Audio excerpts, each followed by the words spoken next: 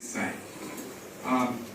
Respected dignitaries on the dais and dear friends, I have something solid to share with you. I hope you would permit me to speak in English because this is English medium era. Around 25 years ago, every school became an English medium school. And I have been asking Subbarao garu to give me a chance to contribute my might.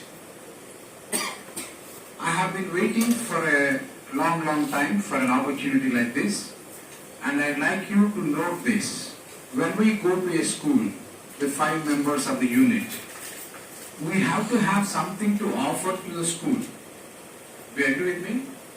When we have something to offer to school, in addition to the captions that we have, something solid that they can use immediately. I was sharing with Dharma Reddy garu. We have recorded, not I. My English has become outdated. My standard is not the level expected by the current students. So my son and daughter, they have recorded almost all the lessons from 6th class to 10th class. If you know any student who is studying 10th class, he or she can get the downloads from YouTube and he or she can read beautifully.